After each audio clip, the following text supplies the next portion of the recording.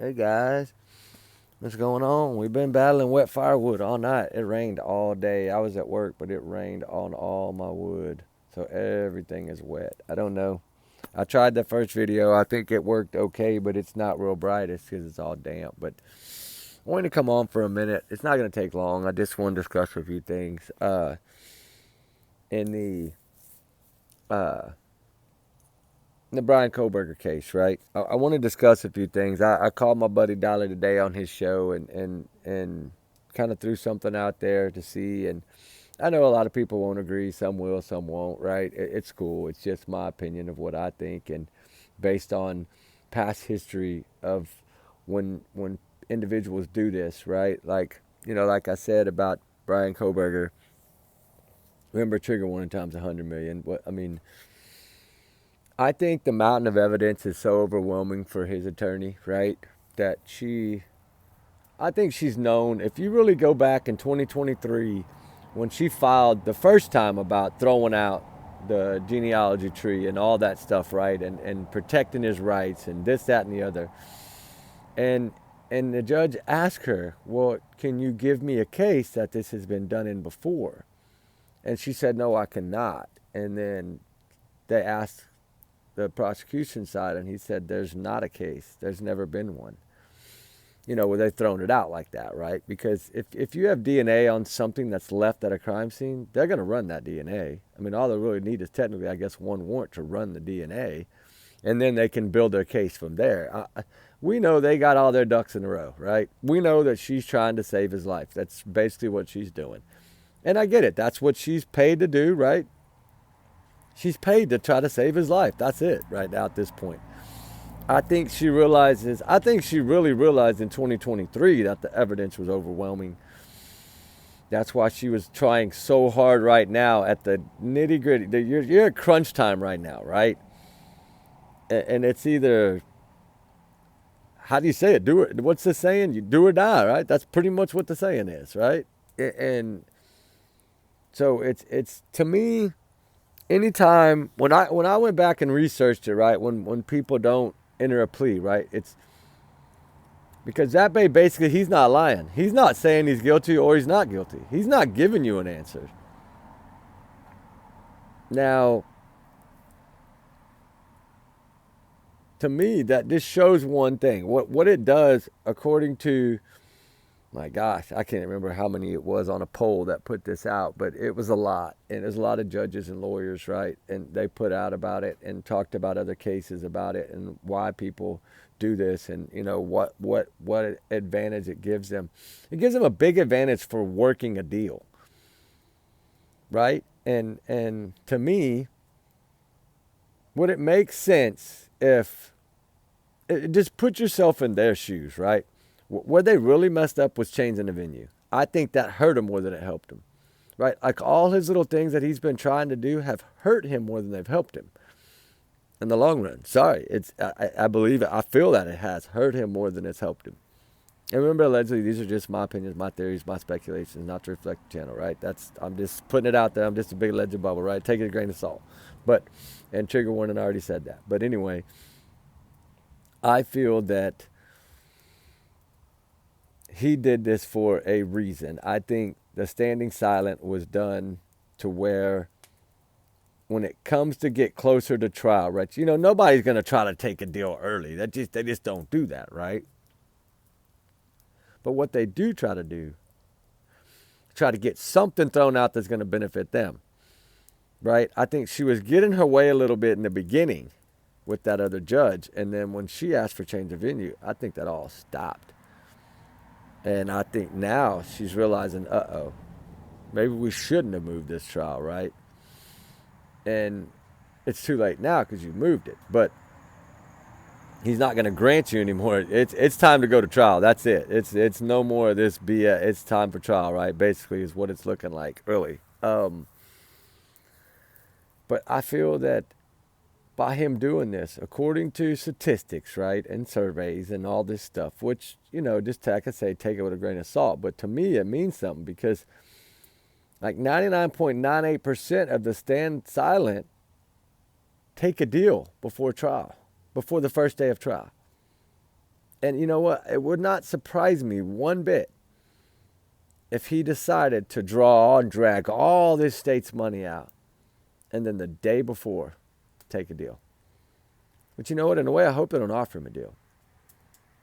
I really hope they make him go to trial, because all she's showing his attorney, that Ann Taylor, I think, all she's demonstrating by what she's doing is that she knows that they have a mountain of evidence, and she is trying to just basically say, I just want the DP off the table. She's throwing out all these other motions just to throw them out there. The main one she wants is the DP taken off, or the firing squad.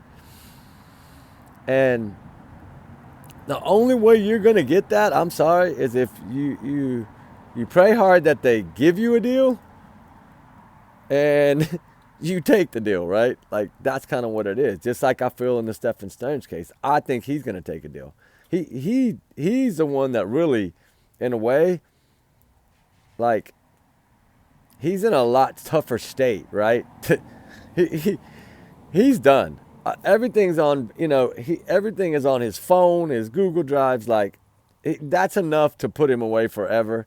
So I know he's most likely going to take a deal, but I still think he's going to throw Jen under the bus. I think he's going to throw her under the bus. I really do. I think he's going to start pointing fingers. I think that's his whole plan. The closer it gets, the more scared he's getting. And I think he's thought about maybe trying to sit through trial and be Ted Bundy, right? But it ain't going to work. Just like Bryan Kohberger, you want to sit here and try to be like Ted Bundy, which everybody calls you, right? I don't think he's Ted Bundy. I think he's a big chicken. I think he is just smart but scared, right? Because if you go back to every time those cops pulled him over, look at the fear in his face, right? You can see the fear in his face. Even when the one pulled him over in Moscow before, in August, like when he first, I guess, when school started or whatever, when he got pulled over for that crosswalk violation or running a red light, whatever it may be, he looked scared in that body cam footage. And he looked even more terrifying in the 2 pullovers in the 10 minutes going home with his father in the car. So I can't imagine what his face looked like when they kicked all those doors in at that house. And he's standing there with Ziploc baggies and surgical gloves on, and he's hiding his trash in the neighbor's trash can. I mean, why would he do all this? That's what I wondered about some people thinking maybe, he's innocent. And I get it. Everybody has their own opinion to everything. I don't judge anybody's opinion. Your opinion is your opinion, right? I mean, I respect everyone's opinion. That's what you have to do in true crime. You have to respect everybody's opinion. And, I mean, if they want to feel that way, that's great. That's fine. Some people have felt that way since Charles Manson and all the other ones. Ted Bundy. A lot of people thought those people were innocent as well, right? It happens. You're always going to have two sides to every case. It's just how it works, right? But the thing is the evidence, right? The OnStar, not the OnStar, but the Pandora thing that's in those cars, that year model, the navigation thing system. That's not going to lie, right? Navigation's not going to lie. It's going to put that car there. That's why I always thought maybe he was going to say somebody took his car or something. But I knew that probably wouldn't work because his cell phone was in that car. And they had his cell phone tracked in that car, so they know. Now, if he'd have waited till he got to his apartment and turned his phone on in his apartment, then he might have had a little bit better. But where he messed up was turning his phone back on out there on that highway. Because that automatically, I think in his head he was thinking alibi and turned it on, but then he picked a cloudy night to be stargazing. I don't know. I guess it's just how it worked. But I knew that was all blowing hot air. They were just trying to hold back as long as they were trying to drag this out is what they've been doing. And they've been successful at dragging it out, really, because what was supposed to be October 2023 was supposed to be the trial, I believe. The first date was set for, I think, October 2nd, 2023. If I'm, maybe not. I think it was. I really do think that there was supposed to be some kind of thing on that date. But because he did the stand alone and all that. He didn't enter a plea, and the judge, because the judge can't enter an innocent plea for you. I mean, whatchamacallit, he can't enter the other pleas. He can only enter the not guilty plea. He can't say you're guilty, right? He has to give you the benefit of the doubt as a judge, and that buys him a little bit of, at the end, he can kind of say, see, I never told you if I was guilty or innocent. So that'll help him, benefit him if they're not wanting to give him a deal. Maybe he might have a little bit better chance of getting a deal since he didn't basically lie to that judge. Although he gave the standalone, standing silent or whatever to the other judge, not to this judge, right? So I don't know. I don't think they would give him a deal. I think it's come too far. I think they have too much evidence. I think what they're going to lay out is going to blow everybody's mind, just like it's blowing that Ann Taylor's mind right now. I think it's blowing her mind because she's seeing things and she's like, oh, how am I going to get around this? And now I think she's at the point to where she's like, dude, stick a fork in it. It's done. Like, we just need to figure out how we're going to get you away from the firing squad, right? Trigger warning times 100 million. Or the DP or whatever you want to call it, right? Like, you got to remember, they just passed this thing back into place like after he did what he did. Like, I don't know if they were doing it to make an example of this case or what, but it's all lining up that way. But, the thing is the car, the phone, the Wi-Fi, putting his phone there 12 times plus, the cut on his hand, the scratch marks, the dog hair in the apartment. I think there's just so many things that the one that the girl next door that he had put the cameras in, he was spying on her and she had found out, like, all these things are adding up, right? That Dana Smitters or whatever, which I think he was involved in that, and he might not have been, but I feel that he was. That's why I think his parents were called to testify in that. But now we know that his father and his sister are going to testify against him in this case. Like, evidently, they have written him off. Like, they don't, I guess he's ruined them so bad that they'll never have a normal life, right? That no matter where they move, unless they move to the middle of an ocean on a private island that nobody lives there, that's going to be the only way they're going to escape all the, and I'm not saying that it's his family's fault, because it's not their fault that he did what he did, right? But it comes along with it, right?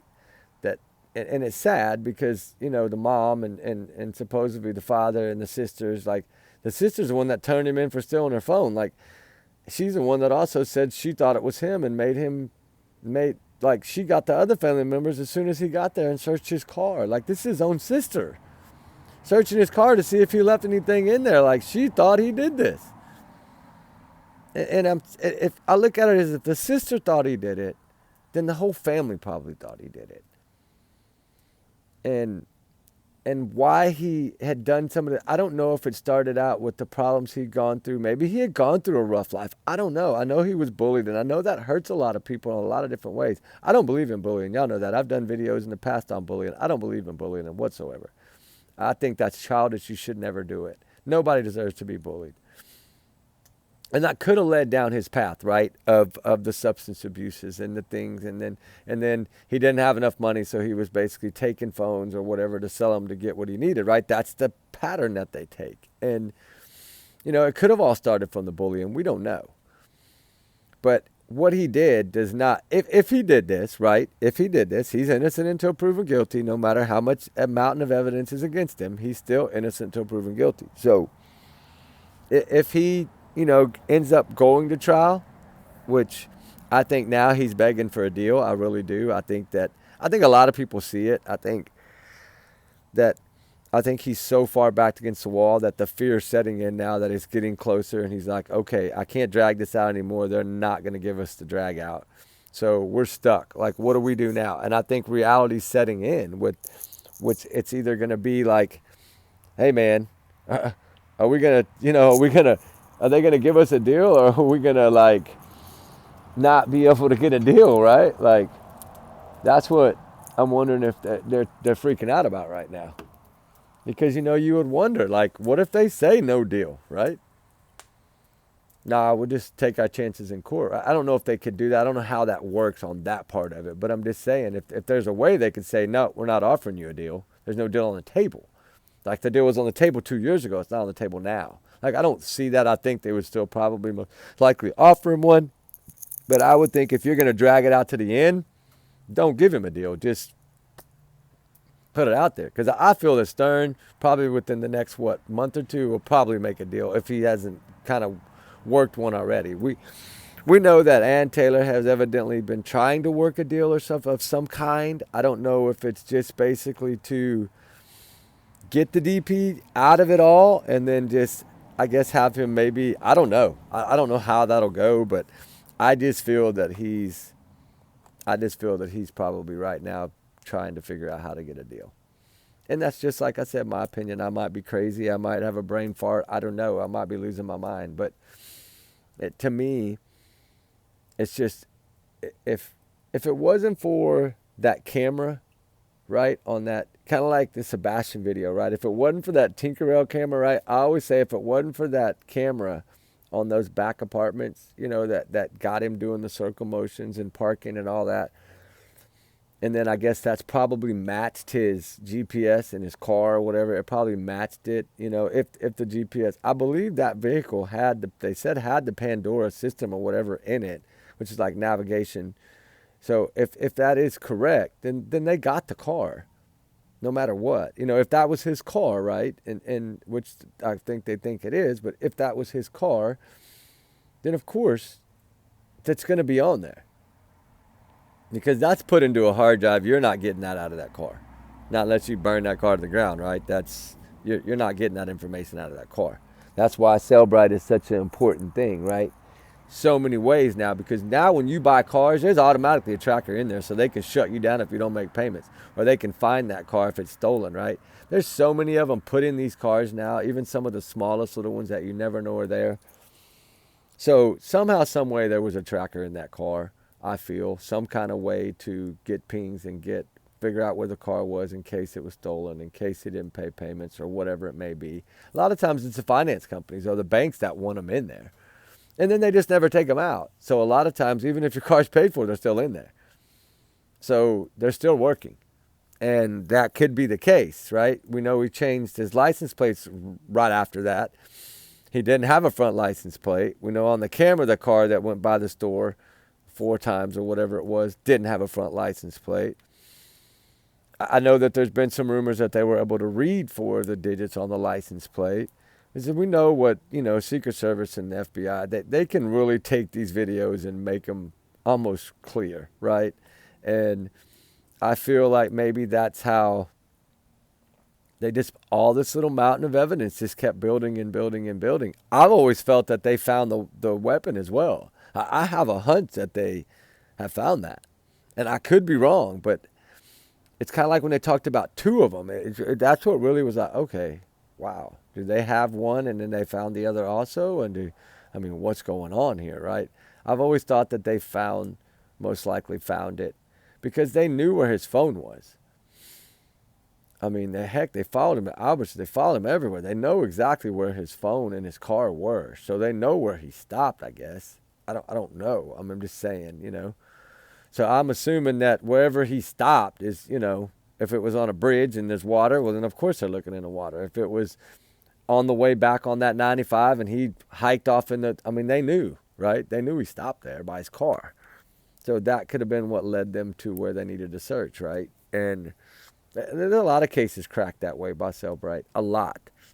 You remember when the woman went missing and a JLR covered this case about 7 months ago when the girl had banged the lady in her front driveway and then dumped in a Tahoe and stole their boyfriend's Tahoe and drove off and dumped the car, and then they found her at the friend's. Remember?